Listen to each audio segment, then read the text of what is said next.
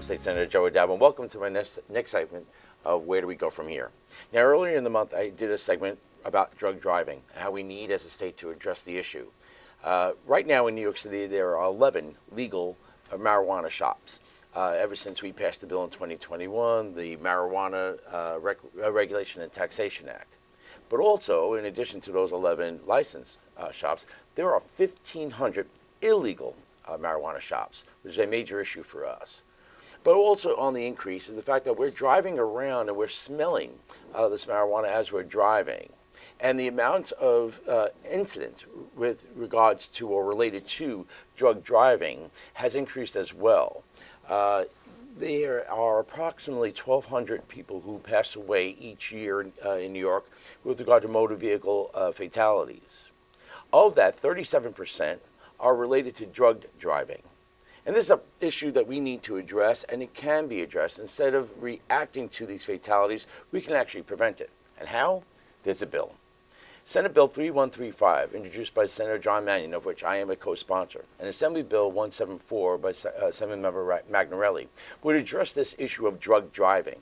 And very simply, what it does is it defines or redefines the word drug to any substance that impairs driving. It also redefines impairment and intoxication. It requires at the scene that there's a test using oral bodily fluids to see the level of impairment. These are the steps that we can take right now to make our roads a lot safer, so that the state is not, again, reacting to fatalities, but actually preventing them. Unfortunately, though, we are reacting already because we have fatalities, and we need to hear these stories. And I am so thankful that with me today is Kristen Ruggles, who unfortunately, her mom and dad, her mom Kathy, her dad Dennis, were involved in a fatality back in July of 2021. And it involved a driver who was under the influence of Xanax.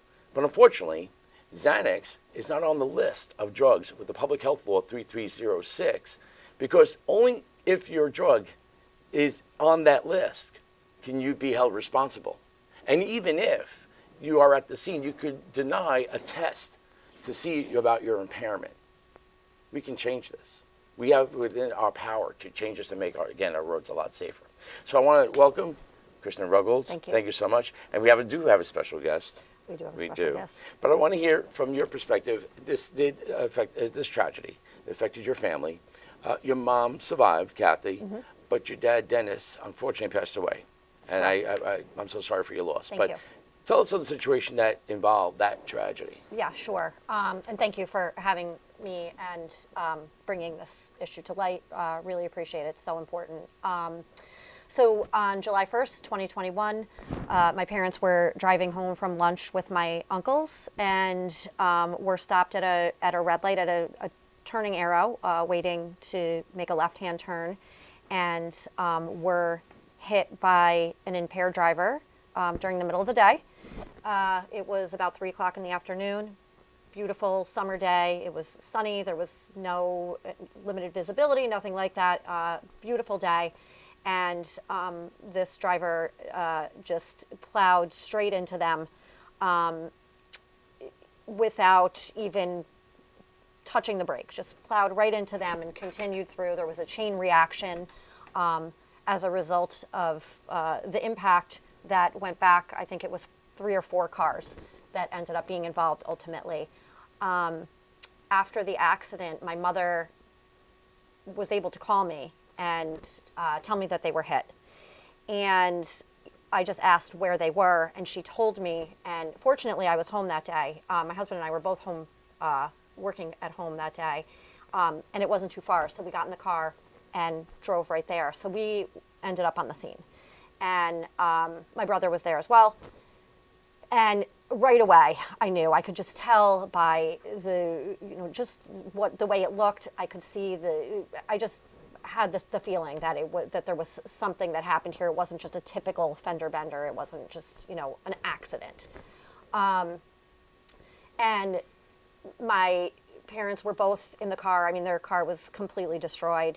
All the airbags were off. My mother had a hearing aid in. Her hearing aids were both knocked out of her ears. They had, I mean, the impact was so great. I mean, there were tomatoes that were smashed all over their car because they had stopped at like a farm stand. It was awful.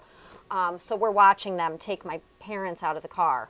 And the person who had hit them, you could see their one leg was kind of hanging out of the driver's seat, but they weren't getting out of the car. And, you know, which is part of what led me to believe that there was something that wasn't, you know, typical. Then they took my father out of the car. My father lost consciousness. My brother and I thought that he had died right there on the scene. We were screaming and yelling, and, you know, it was complete chaos.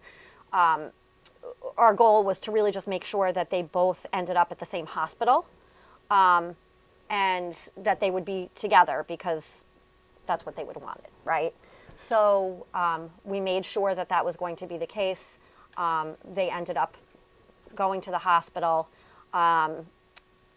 At the last minute, they ended up changing which hospital that they had to go to because they needed to. My father needed a higher level of care, so they had to bring him to Albany Medical Center, which specializes in trauma, and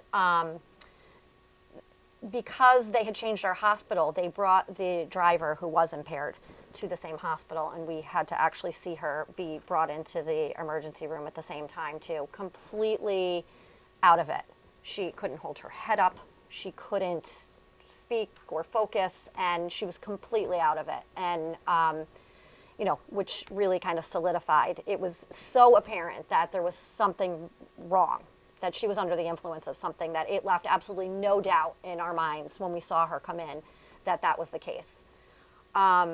So my parents both spent 12 days in the hospital. My father ended up passing away as a result of his injuries. He had a broken back, almost every rib in his body was broken, a broken leg.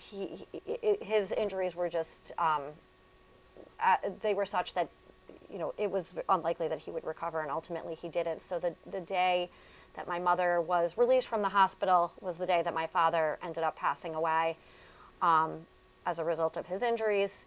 And, you know, my mother ended up with a broken neck, broken back, broken arm. And, you know, on top of the tragedy, we had to, you know, deal with all of her health issues, right, and everything that she needed to heal and get better. And she ended up attending her husband of over 50 years funeral in a full neck and back brace, and it was a nightmare. And the the thing that we had come to find out afterward was that this woman who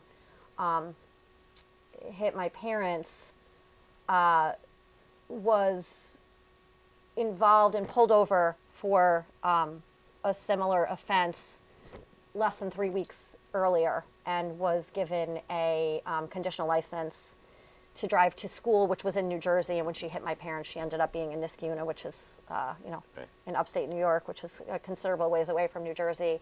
And, under the influence again of drugs that. So the woman who hit your parents, driving under the influence of Xanax, Yes. if she was to be pulled over, driving erratically, Right. driving under the influence, impaired, because Xanax is not on this public health law, very little could have been done for her or to her to get her off the road and avoid a tragedy like the one that involved your dad. Exactly. And that's a problem, and that's what this bill Absolutely. is certainly looking to address. Now, we do have a special guest, and I got to thank We your do. mom, Kathy, Yes. for being here. So, Kathy, I want to say thank you very much. And again, so sorry for what your family had gone through. And so we're hoping that this bill would address the situation where we can avoid tragedies like the one that involved Dennis. What is your opinion about where the state needs to go in terms of addressing issues like this regarding drug driving? Well, Senator, as Kristen mentioned, she is a recidivist. The crash, which I don't refer to it as an accident ever, it was definitely a crash, not an accident, was not her first offense, as Kristen said, but she had also been pulled over at least one other time I know of, which was in 2014.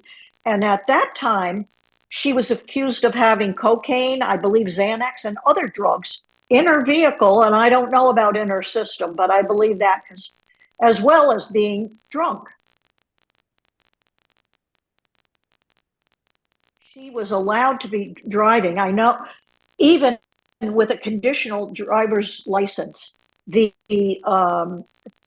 Fishkill judge that allowed her to have her license while, even though she was drunk and on drugs, he never required any kind of an interlock system. He never required that instead of driving, she go to rehab or incarcerated. Had this happened, or had the laws demanded this, Dennis would not be dead, and I wouldn't be sitting here alone. I think the laws definitely need to be more specific about including the dangerous drugs that are also killing people. It's just not, the drugs aren't strong enough. I mean, the laws aren't strong enough. You know what I'm saying? I got you, Kathy. You know, Kathy, is a great point that a person could be allowed to still drive even if a court case is pending to an extent. This bill, by the way, this bill would allow a suspension of the license pending a court case. So the person is still off the road while the case is pending. And again, it's an effort to make our roadways safer. And we talk about this list, about the drugs listed on the list, and again, Xanax not being listed on the list. We're one of only 4 states that still use this kind of list. And again, we're not keeping up with the times, because other states that have legalized even other drugs other than marijuana, other synthetic drugs, they've gotten away from the list. And the national government wants us to move away from the list, but we're still one of 4 states that are still on this list. And until we get off the list, or until we realize that any synthetic drug that impairs should be, again, addressed, the bottom line is we're going to still have these kind of fatalities. And I got to tell you, I got to thank you both, because we were at a press conference in Albany earlier in the month. And it was one of the most emotional press conferences I've ever been at, because the sense of loss of, again, these tragedies, a sense of family loss because of an incident involving a drugged driver. And there was a woman there with no legs because she lost both of her legs because of an accident. It was one of the most emotional press conferences I've ever done. And to hear these stories, Kathy, again, thank you. To hear these stories, Kristen, this is important. We as New Yorkers need to hear these stories because I think it's this personal aspect that you bring to the reality is the reason why we need to address this. Now, I know, Kristen, you've been working with other families and other groups that have wanted to advocate for the passage of this bill to address the drug driving issue. And again, I want to thank your advocacy. What other groups have you been working with? The Coalition to Protect New Yorkers from Drug Driving, and some of the kind of more notable, I would say, organizations that are part of that coalition include the Coalition for Cannabis Policy Education and Regulation, Families for Safe Streets, Mothers Against Drunk Driving, and the National Safety Council. You know, and one of the things that I will say, and I think was, you know, a common theme during that press conference, right, was that if you get pulled over for drunk driving, it doesn't matter whether you were drinking beer, wine, whiskey, no one cares, right?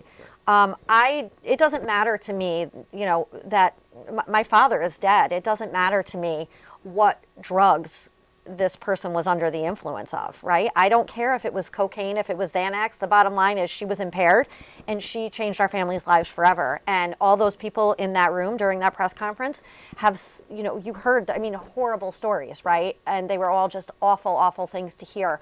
I mean, you're talking about people who've lost young children, that young woman, like you said, who had her legs amputated. It doesn't matter to the families, and it wouldn't matter to anyone who has an issue with this bill, right? If it were them and they were impacted, at the end of the day, it doesn't matter what that drug is. If it has the ability to impair, then it should be, you know, something that is, you know, taken into consideration when we're holding people accountable. No question. The earlier segment of Where Do We Go From Here, where we spoke to a family, the Rivera family who lost their son. It does not matter what drug the person on, and to your point, alcohol, that we don't ask if they were on tequila or Right. anything else, vodka. It's alcohol, it's that kind of thing. We don't ask. Same here. We should not be asking what kind of drug and if it falls on a list or not. Any drug that impairs should be taken into account, and I think that's critically important. Do you talk to other families? Is it because now there's an extended family to an extent? You shared this tragedy. Do you and your mom, do you talk to other families? Is there a camaraderie amongst other people who've witnessed a tragedy? Yeah, I mean, I think at that press conference, I met the Rivera family. They're lovely people, and so many other people. Like, as you said, the young woman who lost her legs. I spent quite a bit of time afterward talking to her. My heart broke for her. I mean, for all of them, but it was really hard to hear her story too. We actually attended through the DA's office earlier or last summer.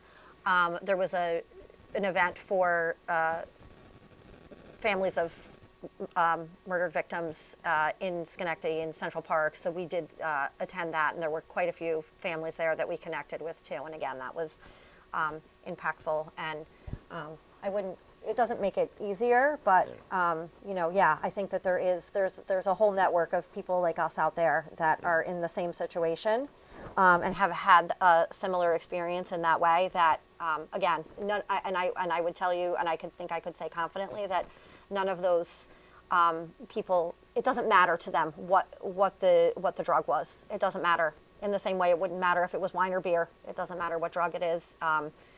It's just we have to do something to change that. So this doesn't continue.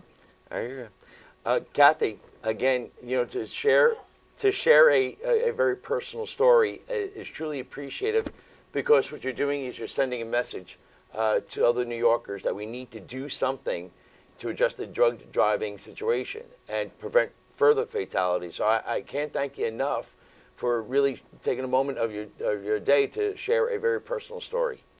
No, I thank you, Senator, for the opportunity. And if there's anything I can do personally to promote the issue, I would be more than happy to come to the Capitol, talk to people. After May, when I get back home, I would be more than happy to help pursue the passage of this legislation. Excellent, Kathy. And we may call you on that, because as we wrap up, that's the bottom line. Where do we go from here? And so, Kristen, where would you want the state to go from here? Where do you think we should go from here? We want the state to pass the deadly driving bill so other families don't have to suffer a similar tragedy to what we've been through.